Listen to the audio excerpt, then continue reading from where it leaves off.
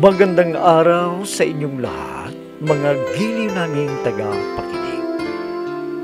Muli po mga kaibigan, narito na po ang pagpapatuloy at ikatlong yugto ng liham kasaysayan na ipinadala ni Suling dito sa ating dulang Love and Memories.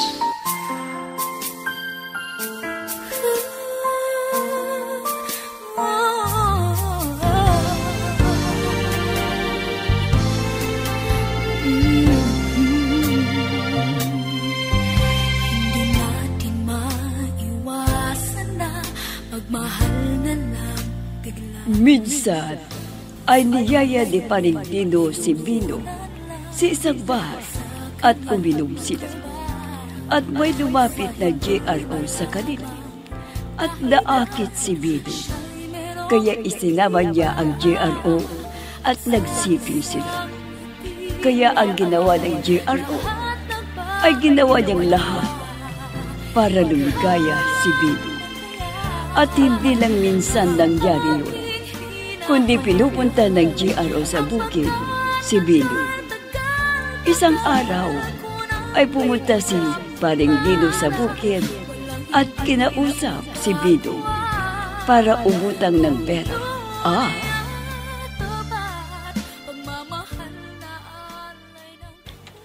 Oh, bakit pare? Yayayain mo ba ako na pumunta sa bar? Baka nandito ka, sinundan mo ako dito sa bukid. Hindi pare. Kaya pumunta ako rito dahil medyo nagipit ako. Kaya kung pwede lang sana pare, pahiramin mo naman ako ng pera mo kung meron. Ano? Kung pare, wala akong pera dito eh. Kundi si Suring ang may hawak ng pera. Kung ganun pare, pupunta ako sa bahay ninyo. Sasabihin ko kay Kumari Suring na uutang ako ng pera. At sinabi ko na sa'yo. Pero huwag mo sanang patagalin ang pagbayad mo, pare. Ano? Ano ka ba naman, pare? Parang ayaw mo yata akong pautangin eh. Baka kapag nainis ako, isusumbong kita. Naakit ka sa isang GRO. Pare, pakiusap naman. Huwag mong sabihin kay Kumari para di kami mag-away at para bigyan pa ako ng pera. May talagang sasabihin ko, pare.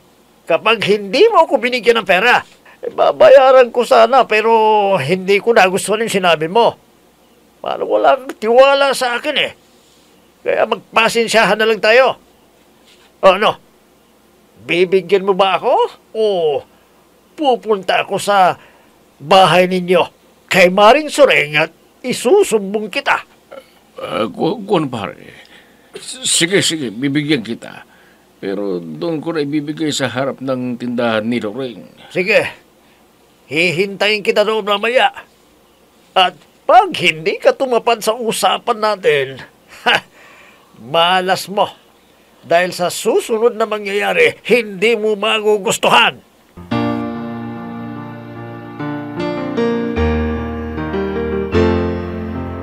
I'm so blessed I have you, 'cause you gave the world to me.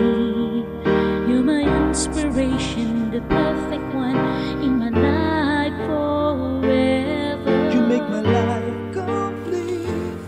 Anong sinabi mo, Binong, aalis ka? Saan ka naman pupunta? Alam ko na pagod ka na naglinis doon sa bukid. Tapos lalabas ka pa ikapita. Sandali lang naman ako, Suring. Bibili lang ako ng kape na iinumin ko bukas ng umaga. Ano? Pero may kape pa tayo. Hindi pa naubos yun. Kahit tignan mo, kahit ilang tasa pa yun na titimplahin eh. Ang sabi nila ay masarap yung bagong kape na tindahan ni Loring kaya susubukan ko. Ang mabuti pa. Ako na lang ang pupunta sa tindahan na bibili. Dahil pagod ka, dapat ay magpahinga ka na lang. Hindi, Suring. Baka iba ang ibigay sa'yo. Huwag ka nang pupunta. Ako na lang. Sige, alis na ako. Ha? Aba, umalis ka agad. Parang nag-aalala siya. Ano kaya ang problema niya? Ang mabuti pa ay sundan ko siya para malaman ko kung ano ang itinatago niya. Kailangan kong makita kung ano ang gagawin niya doon at kung sino ang kausap niya. Baka naman iinom na naman sila ni Paring Dino. Kaya babantayin ko si Binong. Baka masubrahan ang pag-inom niya ng alak.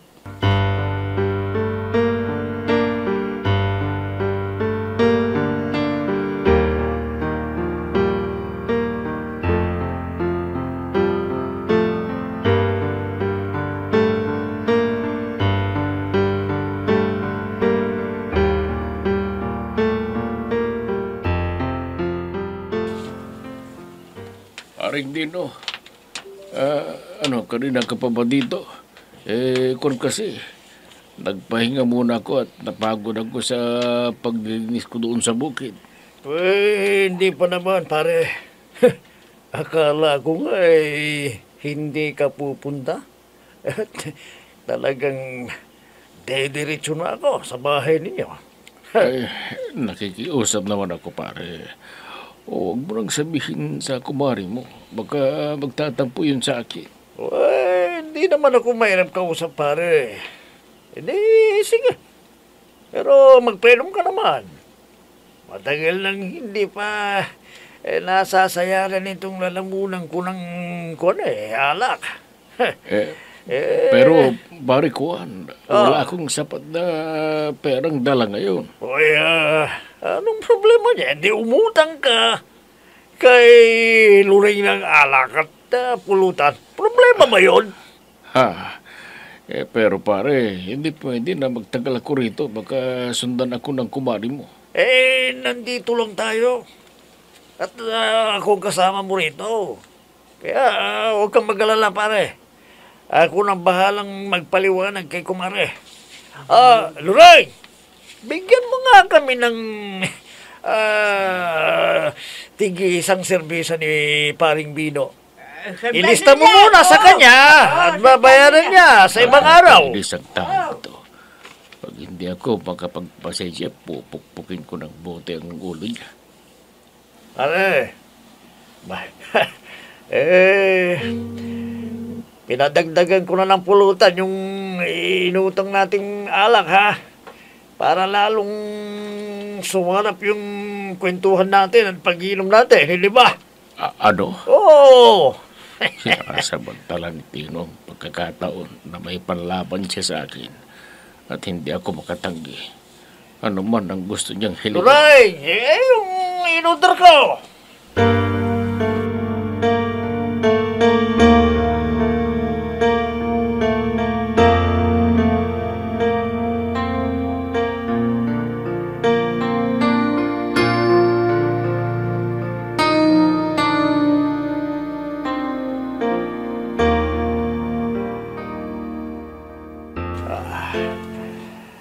Naisan ko si Paring Binong.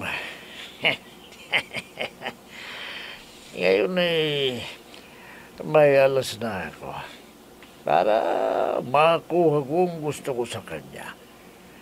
Dahil alam ko na takot na malaman ni Maring Surig ang ginawang kalukuhan. Ngayon, magiging mahimbing ang tulog ko dahil tamang-tama itong nainom naming dalawa ni Paring Bino. Magpapalipas uli ako ng ilang araw. Ayain ko na naman siyang uminom para iinom na naman kami.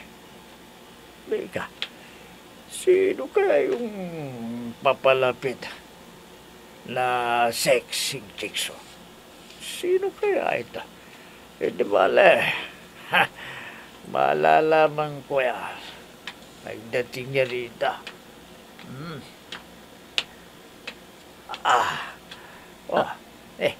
Si Sally pala. Saan kaya pupuntang babaeng ito? Hoy, Dino, ikaw pala. Oh. At mukhang lasing ka na, ha? Ah! Sino ba ang kasama mong uminom? Sino pa? Si... paring Bino. Partner mo.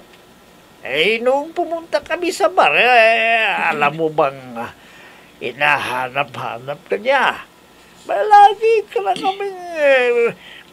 lagi ka namin pinag-uusapan. Teka, asan na ba siya ngayon?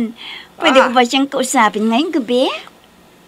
Nako, Sale, atrasado ka Kauwi lang niya. At sobrang lasing. Wala nang magagawa yun. Kung gano'n, ay yayain mo sa bar bukas, ha? Para may pagkakapirahan naman ako. Kailangan ko Pero sayang, di ko na siya naabutan ngayon. Kaya bukas na kami magkita doon sa bar, ha? Pakisabi sa kanya. Oo! Basta may ibibigay kang pera sa akin Oo. Hati ko sa kikitaan mo, ha? Kaya ko siya isama bukas doon sa bar. Salamat, Dino. Talagang ikaw lang ang inaasan ko para makatulong sa akin upang magkapera ako sa matandang yon na parang gutom na gutom sa ligay na bibigay ko sa kanya. Gawin mo yung lahat, para hindi na siya bibitaw sa'yo. At mahugutan mo ng pera. At dapat may hati din ako sa kikitain mo.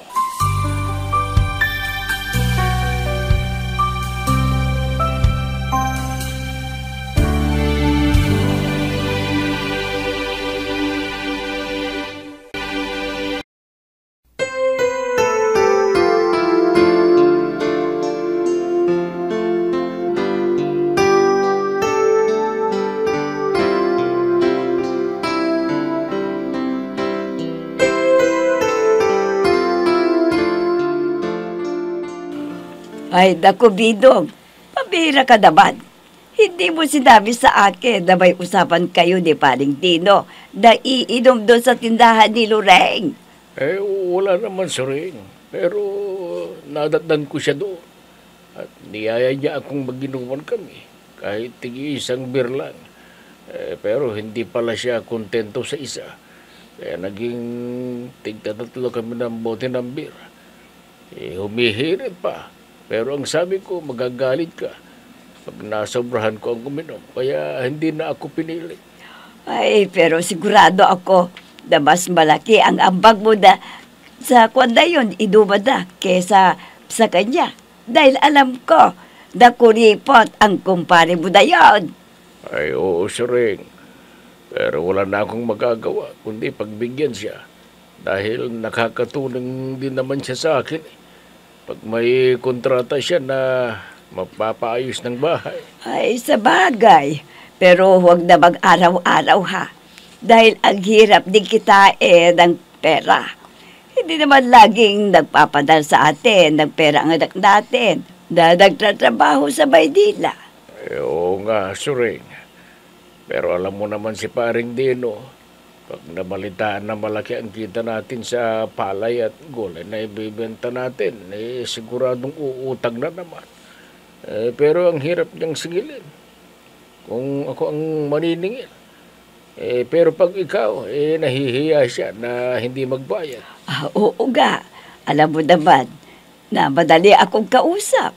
Pag umutang, ay di ko siya hinihiya. Binibigyan ko siya at hindi tayo nagdadabot sa kanya. Pag pumitas tayo ng gulay, ay binibigyan din natin siya. Tama ka, Soring. Pero ang problema lang, lagi niya akong niyayaya na uminom. Kaya gusto ko nang umiwas. Pero ang sabi niya, magtatampo raw siya. Ay, talagang ganyan, Dino. Nag-iiba ang ugali ng isang tao. Lalo na pag tumatanda, nagiging matampuhin at kunting pagkapahiya niya ay nagdaramdam agad. Ganun nga yun si Pare Dino. Nung minsan na humiram ng abono, parang nagalit nang sabihin ko na iisang sako na lang ang natitira. Kaya napilitan tuloy na ipahiram ko sa kanya para di nasasama ang loob niya sa akin. Alam mo, Bidong, kung wala siyang pasensya, kailangan na intindihin mo na lang. Total, nakakatulong din siya sa atin kung gibit din tayo sa ating pangangailangan. Kaya dapat din tayong tumulong sa ating kapwa kung kaya natin.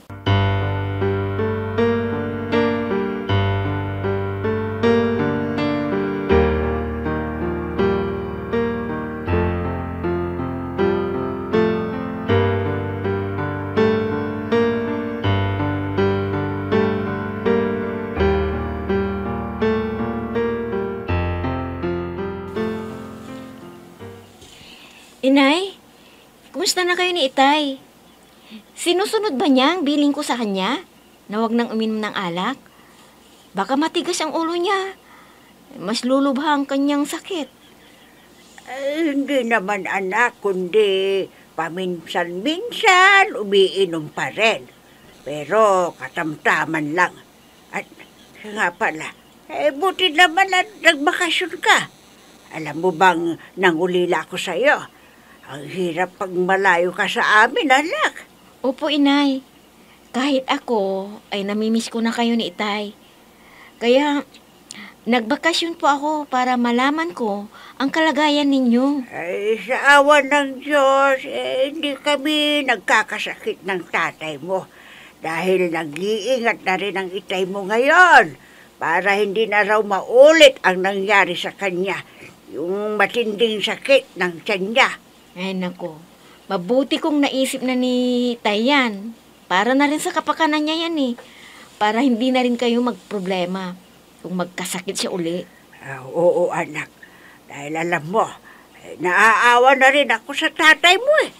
Dahil lumayo ka sa amin para magtrabaho sa Maynila at magsuporta sa amin para sa aming pamumuhay. Sana. Magtiis muna kayo, Inay, ha? Kapos pa yung perang pinapadala ko sa inyo, eh. Alam ninyo na, binibili ko rin ang kinakain ko dito at iba pang pangangailangan ko. Tama na rin yun sa amin ng tatay mo. Dahil paminsan-minsan may kita naman siya. Pag may kontrata yung mga kumpare niya na nag-ayos ng bahay, ay tinatawag siya. Kaya hindi rin problema. At saka isa pa, may bukid na sinasaka ang tatay mo. Kaya kahit maliit lang, yung pinapadala mo sa amin, okay na sa amin ng tatay mo. Kaya huwag kang mag-alala.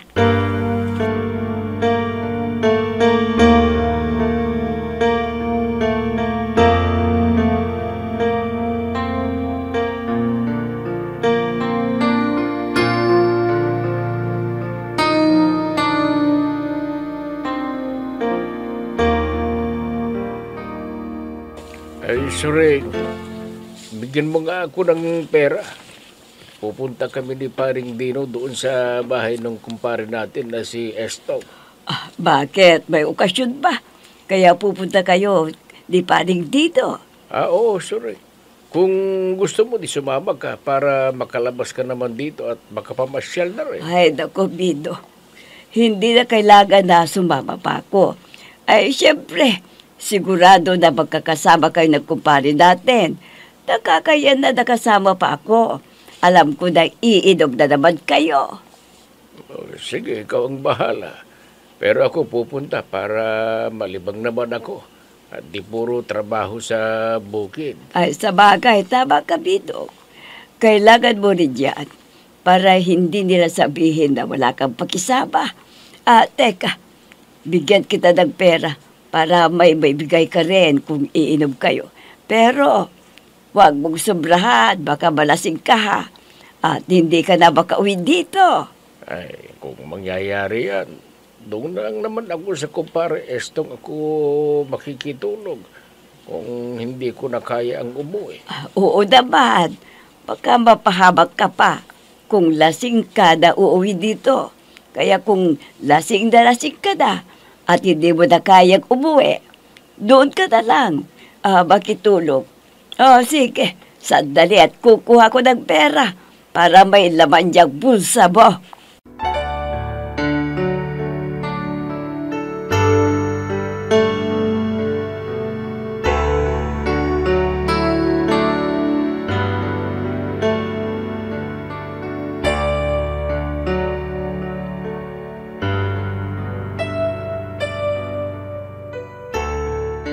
May nahahalata ako kay Bino. Kaya kailangan na malaman ko kung may tinatago siya. Lagi silang nagbubulungan ni Paring Dino. Tingnan ko kung totoong si Paring Dino ang kausap niya. Ayun sila sa tindahan ni Loreng at nag-iinuman. Aba, nagatatlong buti na sila ng serbesa at dito ako para marinig ko ang usapan nila. Mabuti naman pare at hindi ka tumatanggi kapag niyayaya kita. Para hindi ako magsumbong kay Kumari Sureng. May tinatago si Bino. Ano kaya yun? Kailangan na pakinggan ko ang usapan nila. Sige pare. Kumuha ka pa ng serbesa para hindi kita isumbong kay Kumari Sureng. Huwag mong gagawin yan, pare, dahil delikado ako kay Sureng. Naglibre na nga ako ng serbesa tsaka pulutan para wala kang masabi sa akin. Alam mo, pare, hindi ko akalain na mahilig ka pa rin. At ang sabi ni Sally, para kang gutom sa kaligayahan, pare. Huwag kang maingay, pare. Baka may makarinig. Iparating pa kay Sureng. Walang makakarinig yan. Hayop ka, Bino. May nagawa ka palang kasalanan sa akin. Diyos ko, nagsisikip ang dibdib ko sa narinig ko. Baka mamatay ako sa selos. Ang dibdib ko, hindi ako makahiga.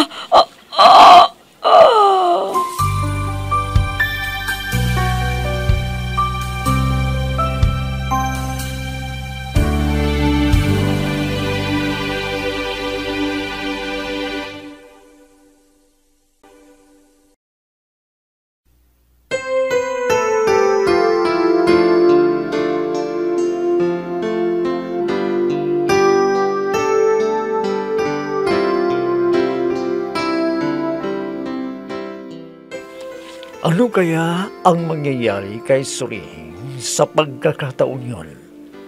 Mga kaibigan, huwag ninyong kaligtaang subaybayan ang pagpapatuloy at ika-4 na yugto ng lihim kasaysayan na ipinadala ni Sureng dito sa ating dulang Love and Memories.